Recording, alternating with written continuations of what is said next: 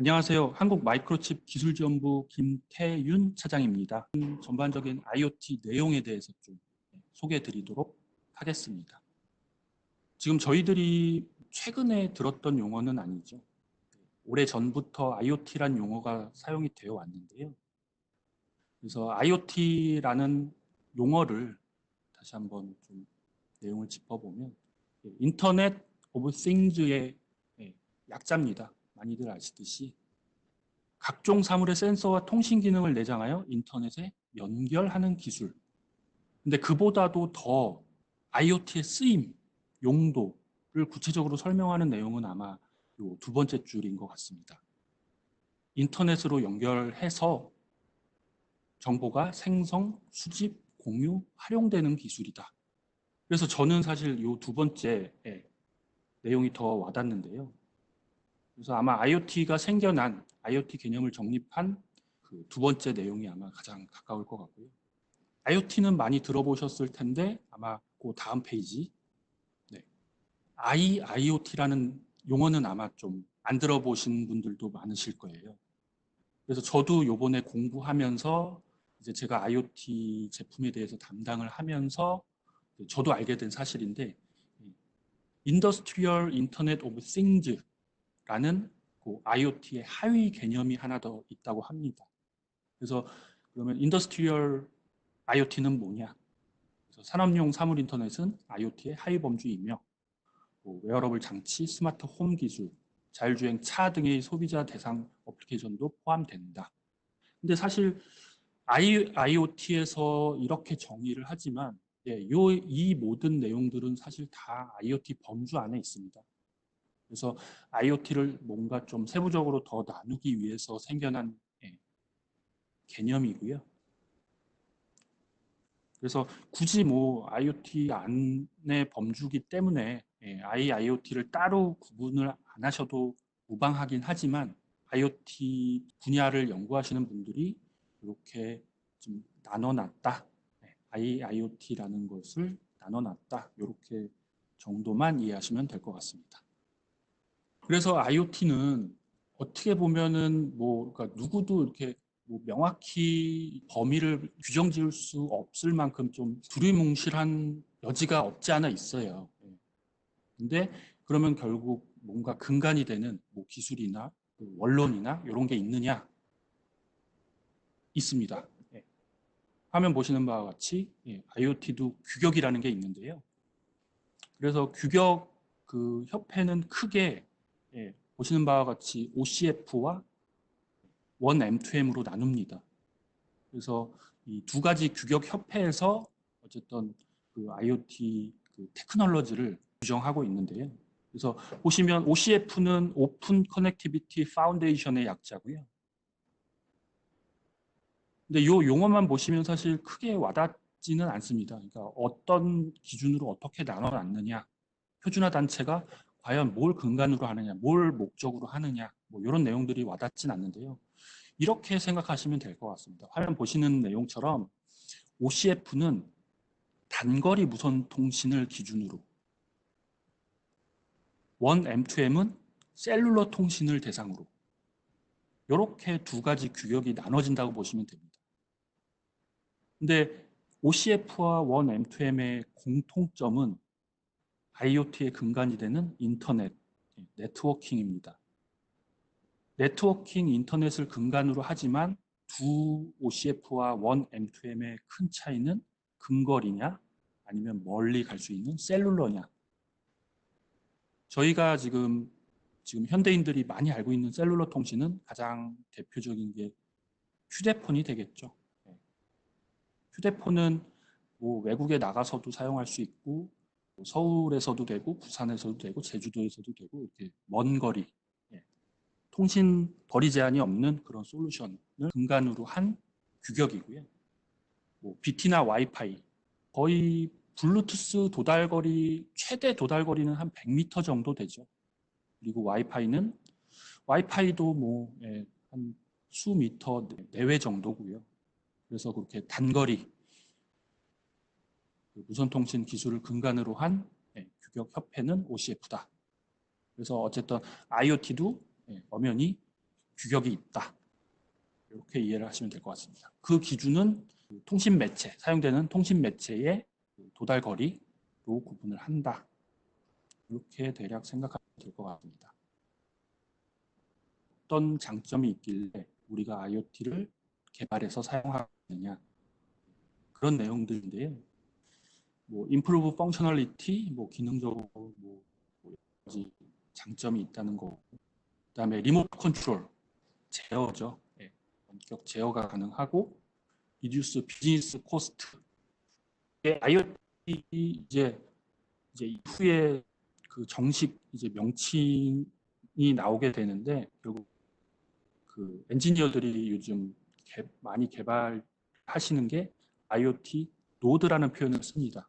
그래서 그 IoT 노드가 결국 사람을 대처해서 어떤 일을 할 수 있다면 전반적인 비즈니스 사업장 측면에서 보면 사실 코스트 세이브 효과도 있을 수가 있죠.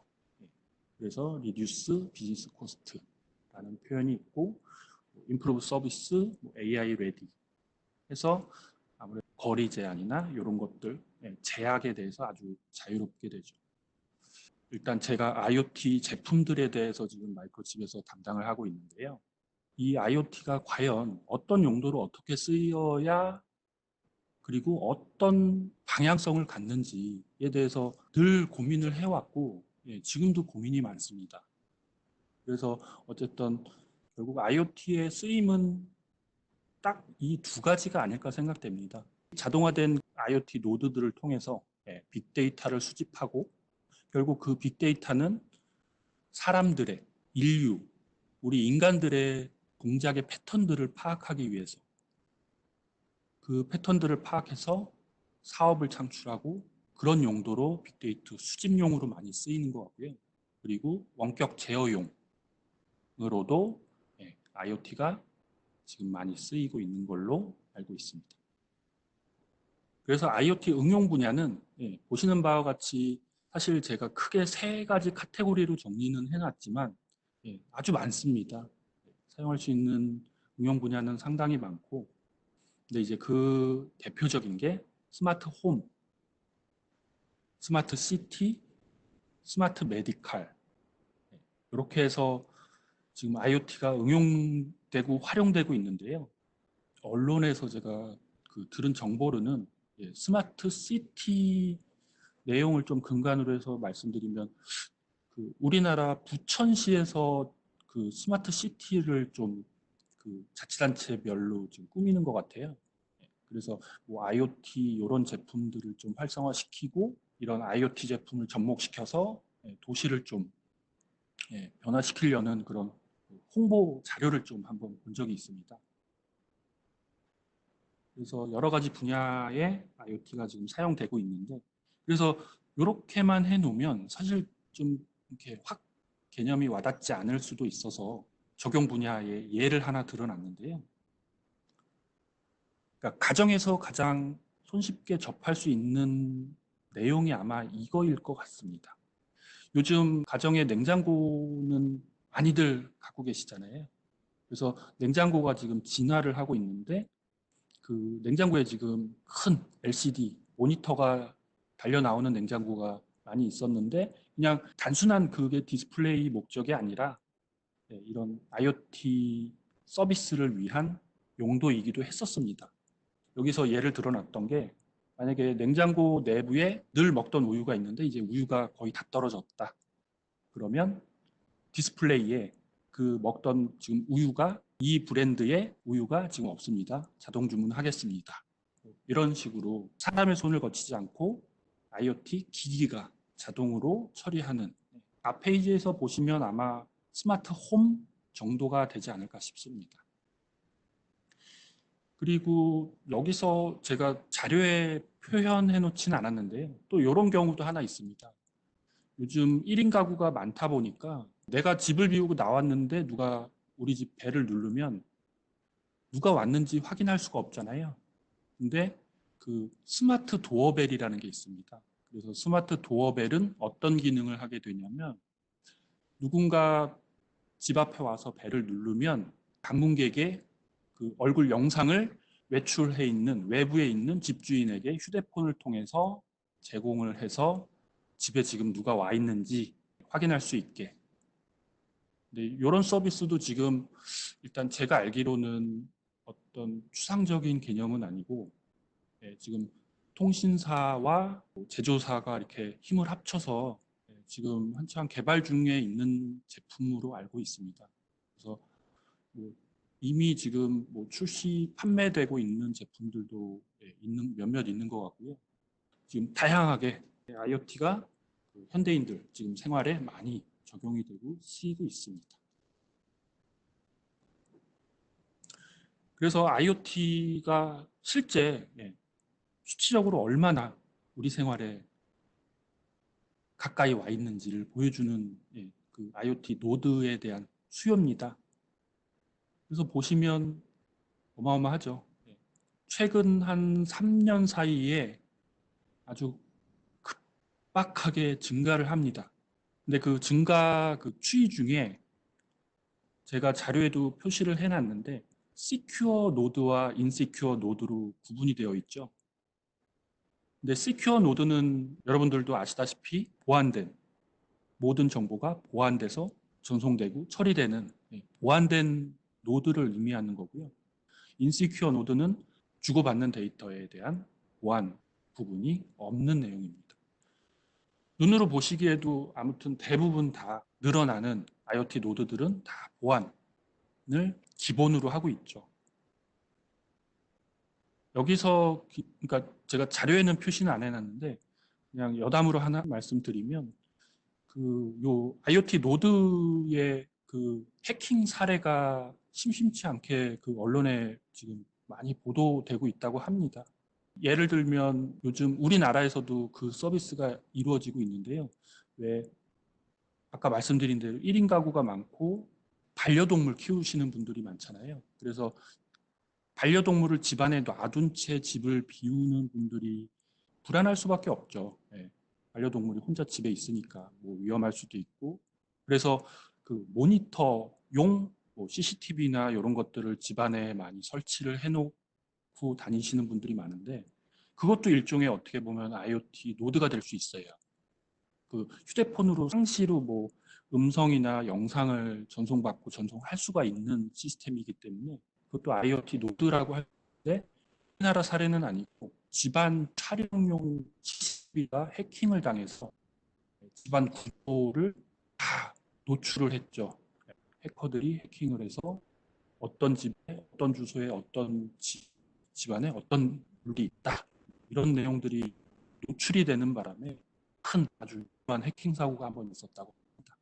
법적인 문제 발생을 했었고요. 그래서 지금 보시는 그 IoT 노드들의 수요가 급박하게 증가하면서 또 어쨌든 보안, 시큐어에 대한 생각은 강하셨던 거죠. 그래서 대부분 노드들은 이렇게 보안된 노드가 요즘은 필수화되고 있습니다. 이렇게 많은 숫자의 노드들이 공격받고 있고, 그러니까 이게 어떻게 보면은 IoT 노드는 뭐 보드 하나, 뭐 제품 하나, 프로덕트 하나 만드는 데는 그렇게 그 비용적인 측면에서 큰 비용이 들거나 그렇진 않지만 드라마틱하게 늘어나는 그 노드 수에 대해서 보완이 안 돼 있으면 해커들의 먹잇감이 될 수밖에 없죠. 그렇다 보니까 그런 보안에 무방비로 노출이 되면 중요한 데이터를 다루는 그 노드들은 공격받을 수밖에 없습니다. 네. 이제 IoT 노드들은 과연 그러면 그 보드를 구성할 때 제품을 만들 때 어떤 구성으로 보통 구성되는지 그 컴포넌트들을 대략 이렇게 정리를 했습니다. 바로 앞서 말씀드렸던 Secure, 보안을 위한 솔루션과 그다음에 이제 메인, 호스트, 프로세서, 그다음에 네트워킹, 인터넷을 할 수 있는 통신 모듈 이렇게 크게 구성이 되고요. 그리고 또 하나가 이제 플랫폼, IoT는 플랫폼 서비스들을 보통 기본으로들 많이 생각을 하시는데요. 제가 요 다음에 관련 내용들을 좀 정리를 해놔서 일단 보통 IoT 하면 보안 모듈, 그다음에 프로세서, 그다음에 네트워크 통신을 위한 모듈, 통신 모듈, 그다음에 플랫폼. 이렇게 크게 4가지 구성 요소로 구성이 됩니다. 반드시 요 모든 것이 필요한 건 아니지만 보통 IoT 노드들은 이런 구성 요소를 가지고 있다고 합니다. 가장 먼저 제가 말씀드린 그 IoT 서비스 플랫폼들, 유명한 플랫폼들을 좀 정리를 해봤습니다. 그래서 가장 여러분들이 많이 알고 계시는 그 아마존 IoT 서비스, 그 다음에 IBM, 구글, 아주르를 하는 마이크로소프트, 프리딕스, 지멘스, 시스코, 그리고 우리나라의 삼성, KT, 정부출연연구소 캣티, 그다음에 통신사 SKT, LG, U+ 등등 많은 대기업들에서 이렇게 IoT 플랫폼들을 개발하고 서비스를 하고 있습니다. 근데 일단은 IoT에 대해서 한 번쯤은 접해보신, 개발해보신 분들이라면 아마도 지금 IoT 요 서비스 플랫폼들은 지금 무상으로 제공이 될 거예요. 근데 결국에는 이게 몇 년이 흐르고 IoT 서비스가 이제 성숙 단계로 접어들면 아마 대부분 다 이 서비스들은 유료로 전환될 가능성이 상당히 높습니다. 왜 그러냐면 쉽게 생각해도 이제 사용자들이 많아지면 그만큼 그 네트워크를 위한 인프라를 좀 더 보강을 해야 되고 그러면 그게 다 돈이지 않습니까? 그래서 아마도 사용자들이 늘어나고 IoT 수가 이제 지금도 많지만 지금보다 더 IoT 수가 늘어나게 되면 아마도 이 IoT 서비스를 제공하는 이 회사들에서는 아마 서비스는 유료로 전환될 가능성이 크다고 봅니다. 그리고 또 하나 제가 그 내용을 정리한 게요. IoT는 어쨌든 인터넷을 하기 위한 기기잖아요. 그러니까 인터넷이 근간이 되는, 네트워킹이 근간이 되는. 근데 반드시, 그러니까 앞서 제가 규격을 말씀드릴 때 무선 솔루션을 기반으로 많은 내용들을 설명드렸지만, 여러분들 많이들 아시는 이더넷, 와이어드 솔루션으로 IoT를 하지 말라는 법은 없습니다. 그리고 심지어 지금 이더넷을 근간으로 한 IoT 서비스도 있고요. 불가능은 없습니다. 그래서 이렇게 IoT를 위한 통신 기술은 이제 유선, 이더넷 솔루션이 있고요. 그리고 무선으로는 뭐 블루투스, 직비, G웨이브, RFID, 와이파이, 2G, 3G, LTE, 5G, 와이브로, 로라, NB-IoT, 시그폭스 등등 이런 통신 기술들이 널리 사용되고 있습니다. 근데 제가 그 커멘트를 표시를 해놓은 게 원 M2M은 이렇게 명확하게 셀룰러 서비스, 앞서 규격에서 말씀드렸죠. 원 M2M은 셀룰러 서비스의 규격이다. 그래서 보시면 2G, 3G, LTE, 5G처럼 이런 셀룰러 솔루션들은 원 M2M의 규격을 따르고 있고요. 그 외에는 대부분 다 그 OCF 규격을 따른다고 보시면 됩니다.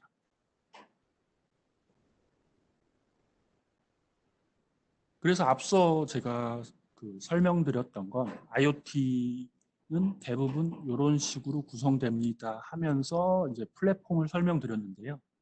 반드시 그렇게 플랫폼을 IoT 제품을 개발하고 IoT 서비스를 하려면 무조건 플랫폼 기반 하에 해야 된다. 이건 아닙니다.